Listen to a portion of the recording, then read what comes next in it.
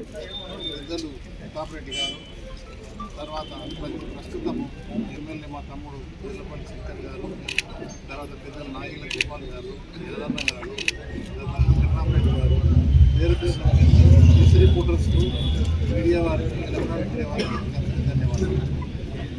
బహుశా 69 నుంచి నాకు గంటేశ్వరం ఇవ్వలేదు.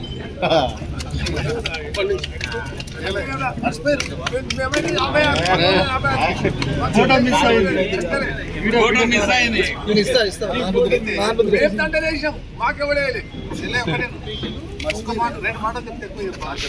రాజకారణాన్ని ఎన్జిఓస్ లీడర్ ఉండే శాతార్ తాలూకు 69 అప్పుడు విపరీతమైన ఉద్యమం నడుస్తుంది. ఆ ఉద్యమాన్ని నాయకత్వం వహించినప్పుడు ఏంటంటే ఒక ఆంధ్ర నాయకుడు, ఒక ఆంధ్ర ఆఫీసర్ ఉండే, సబ్ ట్రెజరీ ఆఫీసర్, ఆయన ఈ ఎన్జిఓస్కు కోఆపరేట్ చేస్తలేడు అన్నాక రాజకారణాన్ని పిలిపించేయమంటే కిషయ్య గారు మాకు కోఆపరేట్ చేస్తలేడు, మాకు పనులు చేస్తలేడు, చాలా హరాజ్ చేస్తుంది, ఎట్లా చేయమంటాం చేయడు లేకుండా చేసినట్టు ఎదుగుదల పెట్టేసి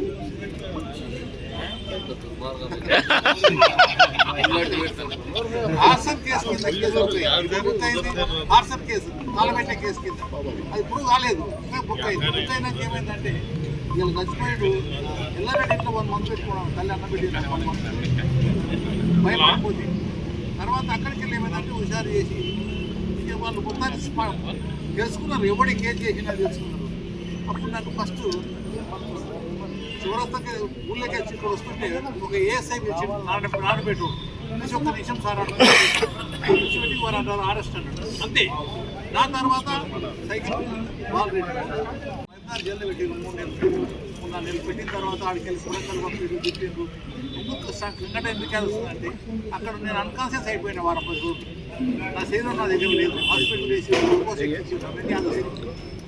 అయితే ఏంటంటే ఏ పని చేయకుండా 48 గంటలు తెలంగాణ కొరకు అంగర్సై కూర్చుంది, డిపెండ్ అంగర్సై కూర్చుంటే గోవిందరెడ్డి అని శ్రీధర్ రెడ్డి అని ఇద్దరు హైదరాబాద్కి వచ్చి యూనివర్సిటీ లీడర్లు వాళ్ళు వచ్చిందండి 45 పాత బస్ స్టాండ్ దగ్గర 48 గంటలు తెలంగాణ కొరకు